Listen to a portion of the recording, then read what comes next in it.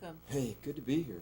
Thank Great you. to be here in person talking to Yes. you. Came to the studio. I know where the studio is at Yes. because I grew up in Ceres, Yeah. just up Right. right over here. there. We're in Ceres. So the 10th district is all of Stanislaus County, and then the southern part of San Joaquin County, Manteca, Tracy, Ripon, and Escalon. Great district, great for the people of Stanislaus County because they're probably 88% of the district, and we ought to elect somebody that knows a little bit about Stanislaus County and even that grew up in Stanislaus County. You went to school here in Ceres, I did. and what was it like growing up here and now being an adult and possibly being the representative for the people who you live next door to? Be an honor. My campaign is about going door to door and talking to as many people as I can, and it is people are hurting, and that we need an independent voice for the Central Valley, someone that knows the area, understands that we shouldn't trade off any of our independence. We should have a congressman that believes that the people are at the center of everything they do. You just said the buzzword, which jogged my memory. You are not running as a Republican or a Democrat, but as an independent. I am. What does that mean? That means that I will be a congressman that is connected to the district. I don't have to check with the president or anybody in congressional leadership post on how I vote. I will vote how the district wants me to vote, and I will be reflective of that. Isn't that Not a party. I think what's gotten us into a lot of trouble is we've become putting a priority on the political party and not the folks at home. Isn't that a little scary, though? I mean, for like people who have been a registered Republican all their life or a registered Democrat, to hear you running as an independent, like, you're saying No, things like, Athens, that's a good point. My grandmother is a Democrat, and I have an uncle that's a Republican, and I used to be a Democrat, but the system's broke. So, folks, you don't have to change your party registration. You can go vote for an independent, whether you're registered Republican or Democrat. You can vote for whoever you want. We have an open primary, which means when you get your ballot, it's going to have 5 names for congressional seat 10, and I'll be one of them. And you can vote for whoever you want. You can vote Republican, Democrat, Independent, however you want. And that's the great thing about our process is go pick who you want to represent you. Do you want somebody that is focused on what party they are and what the national party tells them, or do you want someone that is going to be reflective of the district? And that's what I'll be.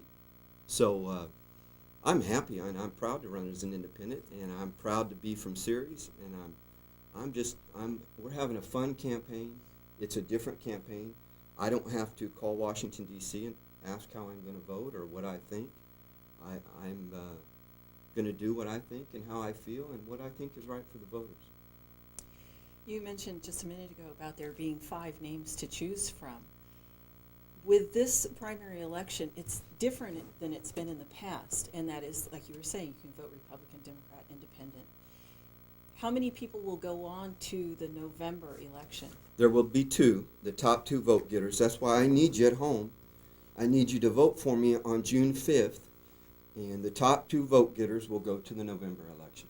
So if I'm fortunate enough to be one of the top 2, my campaign will continue, and we'll continue to talk about being reflective and connected to the district and not to a political party.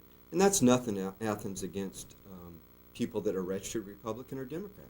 It's just, it's broke. It shouldn't be the priority about who gets the credit or who gets the blame.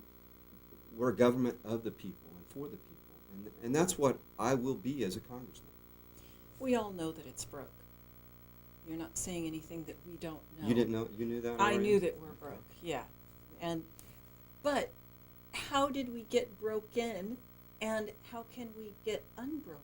How can we get fixed? It got broke because the people in D.C., the status quo, decided that the political interest were more important than America's interest. We have to take a turn. We have to make a turn that says the people are the priority, not the party.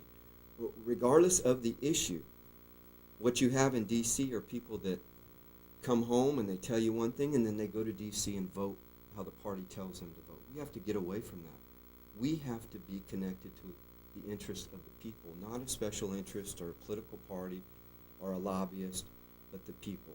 And it might be a little bit of a change to go in and vote for a third party, an independent, but it will make the kind of impact that we need in Washington, D.C.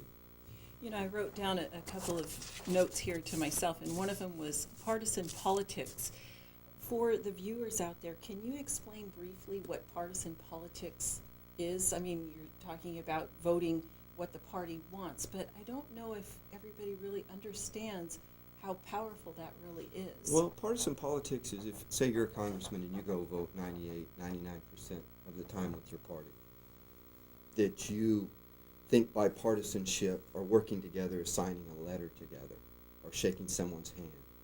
No, bipartisanship is working together to put the issues that plague America at the forefront and your political registration behind you. Representing the Central Valley, here in the Central Valley, if we're not working together, we're going to lose out because the Bay Area, Southern California, they always get the priority. If we're not connected, regardless of what party we belong to, for the Central Valley, we will be shorted every day of the week. So we have to be extra diligent on fighting for the Central Valley, making the Central Valley our political party. That is our, wherever we go, whatever committee we're on, whatever hearing we're at, we're a proponent of the Central Valley. So in partisanship, you know, one of my opponents says Mr. Denham, who you played a clip of, says he stands up to the Democrats. The problem is he won't stand up to the Republican Party. So when you won't stand up to your own party and call it like you see it and call it for the folks back home, that's partisanship. I want to get to so many issues here, but I want to talk about that just a little bit more, about keeping it home. You born and raised here. You are running for the constituency here. If elected, will you be an absentee father? No, I will not. I have my son Cooper with me as filming over here. I don't know if you can get a shot of him. Hi, Cooper. Hi, Cooper. No, I will not. No, my kids are, I have 3 boys, and I will not.